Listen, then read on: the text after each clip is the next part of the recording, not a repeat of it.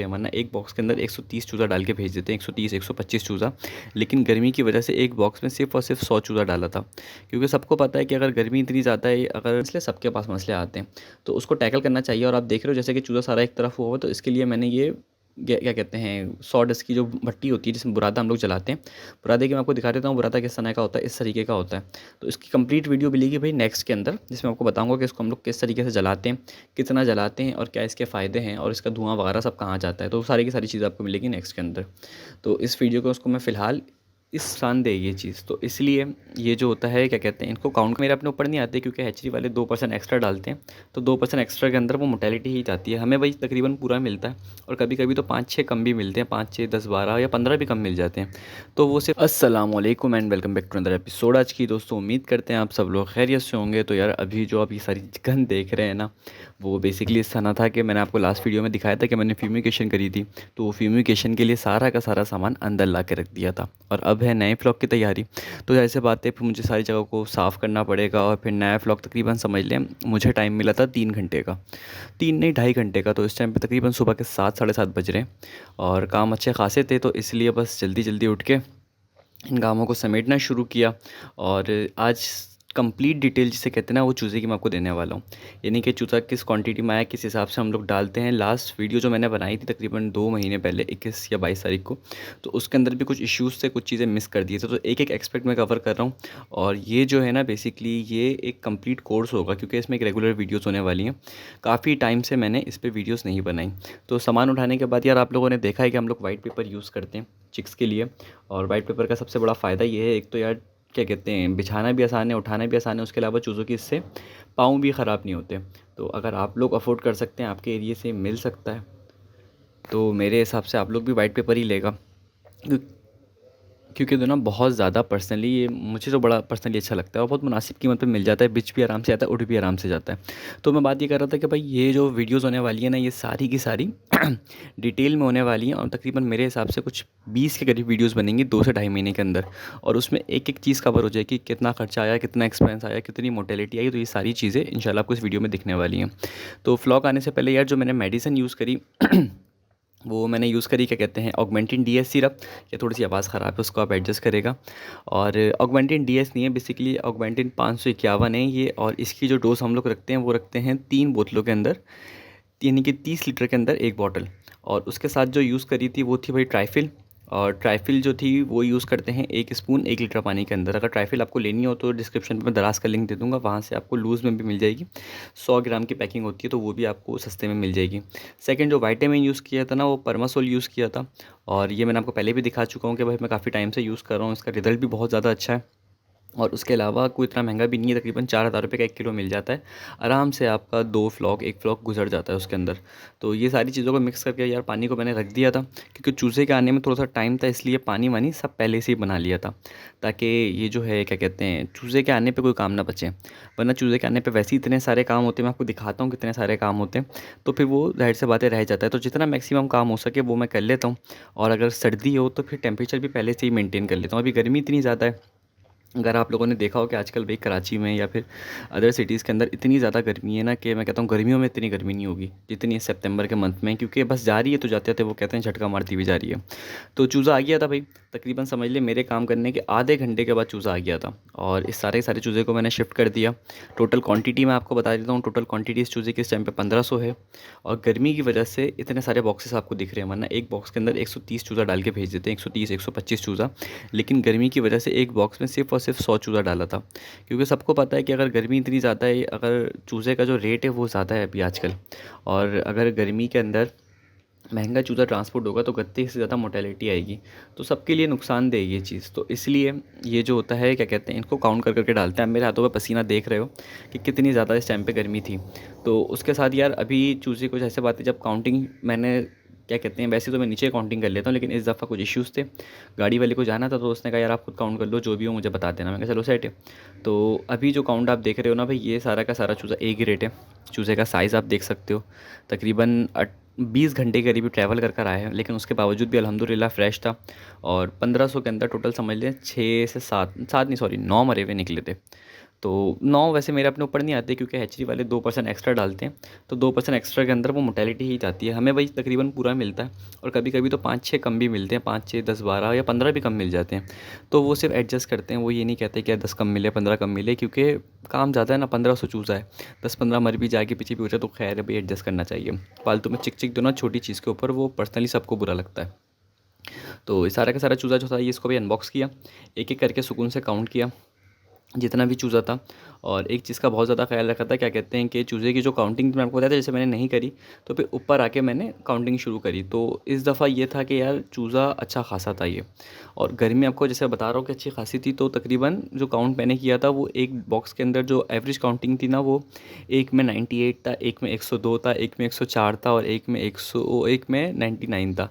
तो एवरेज जो निकल रही थी ना वही वो 100 की ही निकल रही थी। तो फिर ज़ाहिर सी बात है 2-3 बॉक्स तो मैंने काउंट किए। उसके बाद गर्मी ज़्यादा थी इसलिए बस मैंने उनको जल्दी जल्दी खाली कर दिया। लेकिन इस तरह काउंट करने का भाई फ़ायदा ये होता है ना कि देखो, एक आपके दिल में कोई बात नहीं रहती, आप जो भी हो आप हैचरी वाले को बता दो। नॉर्मली मैं सामने गाड़ी के करता हूँ क्योंकि देखें बाद में अक्सर लोग क्लेम नहीं लेते। हम कभी कभी ले लेते हैं, लेकिन अब ज़्यादातर जिससे भी हम काम करते हैं ना वो क्लेम नहीं लेता। वो कहता भाई सामने काउंट कर लो आप। लेकिन अगर वो कहे कि भाई पीछे काउंट करके जो भी वो बताते ना, तो बंदा पीछे से कर लेगा। क्योंकि आपको पता है जिस तरह के हालात हैं, जिस तरह के लोग हैं, मेजॉरिटी लोग जो हैं वो ऐसे ही हैं, 2 नंबर ही हैं, वो 10-20 चूज़ों के चक्कर में, अपनी काउंटिंग के चक्कर में हमारी रेट लगा देते हैं। एक दफ़ा मैंने भी किया था इस तरह, गलती करी थी कि एक बंदे को चूज़ा सेल किया था। उसने को मैंने कहा कि आप काउंटिंग खुद कर लेना। उस भाई साहब ने बताया कि 150 चूज़ा कम था, जबकि हमारे पास से चूज़ा पूरा गया था। अब वो कह रहा है एक काम करो आप आके गिन लो। अब मेरे घर से वो जगह थी 25 किलोमीटर दूर। अब मैंने कहा पता लगे मैं गिनने जाऊँ, उसने क्या कहते हैं इतनी देर में चूज़ा ही साइड पे कर दिया तो क्या फ़ायदा। क्योंकि ज़ाहिर सी बात है ना, जिसके दिल में खोटे उसके दिल में खोटे। उसके बाद से भाई हमने ये रख दिया कि भाई ये चूज़ा आपके सामने, आप काउंट करें आराम से, उसके बाद हम जाएंगे। बाद में किसी किस्म का कोई क्लेम नहीं है। तो अब इन हिसाब से तो हम 5 साल से काम कर रहे हैं, ये हमें जानते हैं। वो बंदा नया था तो कोई इतना ख़ास मसला नहीं हुआ, और मेरे ख़्याल से कुछ 6 या 7 के करीब चूज़ा कम निकला था काउंटिंग के अंदर मोर्टेलिटी के बाद। तो फिर उसको भी मैंने कुछ नहीं कहा, मैंने कहा चलो छोड़े जाने दें, मसला नहीं है इतना बड़ा। तो 6 नहीं समझ ले 4 के करीब था। तो इस 4 के करीब, बल्कि मैंने काउंट ही नहीं किया ना पूरा, मेरा एक अंदाज़ा था कि 4-5 के करीब होगा, क्योंकि काउंट इस व्लॉग में नहीं किया, क्योंकि अभी मैं आपको दिखाता हूँ ना काउंट पूरा क्यों नहीं किया। मैक्सिमम डब्बे काउंट कर लिए, लेकिन उसके बाद गर्मी इतनी ज़्यादा हो गई थी ना कि उसको बस जल्दी जल्दी खाली करना ज़्यादा बेहतर था, क्योंकि पता लगे मैं आराम से सुकून से, जैसे कि आप देख रहे हो ना कितना सुकून वाला काम है, आप आराम आराम से काउंट करते रहो, तो पता लगता है इतने सुकून के चक्कर में मैं चूज़ा डिस्टर्ब ना कर देता। तो इसलिए भाई मैंने ये किया कि जल्द से जल्द इसको जैसे जैसे करके काउंट किया, और उसके बाद बहुत ज़्यादा स्पीड से दोनों इसको खाली करना शुरू कर दिया। क्योंकि इसके बाद सपोज़ करें कि मैं काउंटिंग के अंदर 1 घंटा लगाता और मैं 5 चूज़े या 4 चूज़े कम निकालता, लेकिन काउंटिंग के बाद जो चूज़े का हाल होता ना वो बुरा हो जाता। तो अभी देख रहे हो ना, बस के मैंने जल्दी-जल्दी उठाया और डालना शुरू किया। क्योंकि समझ लो अगर 5 चूज़े काउंटिंग में आगे पीछे होते, लेकिन मैं एक यानी कि पीछे चेक करता तो तकरीबन 100 चूज़ा डिस्टर्ब हो जाता, गर्मी की वजह से डिहाइड्रेट हो जाता, तो उसको रिकवर करने में वहीं बात आ जाती। तो अक्सर जगहों पे भाई ऑप्शन ये होता है और कि बस जल्दी-जल्दी आप खाली करो और निकलो। जैसे कि ये चूज़ा भी आप देख रहे हो ना लास्ट में आके, भाई ये मैंने काफ़ी दिनों के बाद इस तरह चूज़ा जल्दी-जल्दी खाली किया है। क्योंकि चूज़े की जो है ना यार हेल्थ सबसे इंपॉर्टेंट होती है। काउंटिंग वगैरह के तो खैर है, 50-100 या 15-20 जो होंगे आप उसको क्लेम कर सकते हो, लेकिन अगर आपका चूज़ा स्टार्टिंग डेज़ में डिहाइड्रेट हो गया ना, तो वो हज़ार पे चूज़ा पालना, मैं तो कहता हूँ वो चूज़ा पालना ही नहीं चाहिए, क्योंकि वो आपको नुकसान ही देगा। तो बस जल्दी-जल्दी हमने खाली किया और चूज़े की नई तैयारी शुरू करी कि बस जल्दी से दोनों इस काम को एक तरफ किया जाए, वरना चूज़े की हेल्थ डिस्टर्ब होगी तो उसको कौन भुगतेगा। तो अभी जो है ना यार, अभी चूज़े का मैं आपको रेट बता दूं कि भाई हमें जो पड़ता है वो चूज़ा इस टाइम पे समझ लें पड़ गया है 95 रुपीज़ का। और 95 रुपीज़ का शायद आपको हल्का थोड़े से 2-3 रुपये ज़्यादा लग रहे हो, लेकिन उसमें रीज़न ये होता है ना कि यार हमें सारा ए ग्रेड मिलता है। इस चूज़े में एक चूज़ा भी बी ग्रेड नहीं होगा। मार्केट से 2-3 रुपये ऊपर लेते हैं, कह के लेते हैं कि भाई चाहिए ए ग्रेड, क्योंकि बी ग्रेड चूज़ा पलने में अच्छा नहीं होता, भले सस्ता मिल जाता है आपको, लेकिन पलने में अच्छा नहीं होगा तो क्या फ़ायदा। तो और उसके अलावा जो मेल होते हैं वो भी सस्ते मिल जाते हैं, तो हमें गारंटीड मिक्स मिलता है। तो इसलिए ज़ाहिर सी बात है ट्रस्ट के बंदा थोड़े से पैसे एक्स्ट्रा देता है। 2 चीज़ें होती हैं, एक चीज़ के पैसे होते हैं, एक ट्रस्ट के पैसे होते हैं। ट्रस्ट के पैसे नॉर्मली ज़्यादा होते हैं एज़ कम्पेयर टू अदर चीज़ों में, आप देखोगे ना। तो उस हिसाब से भाई सारे के सारे चूज़े को बस जल्द से जल्द खाली किया। और अभी आप देख रहे हो ये भी सिमट के बैठे हुए हैं, क्योंकि इनको भी समझ में नहीं आया एकदम से ये क्या हो गया। पूरी दुनिया इनकी उल्टी-पुल्टी हो गई, आहिस्ता-आहिस्ता इनको भी टाइम लगेगा जगह को फ़ैमिलियर होने में।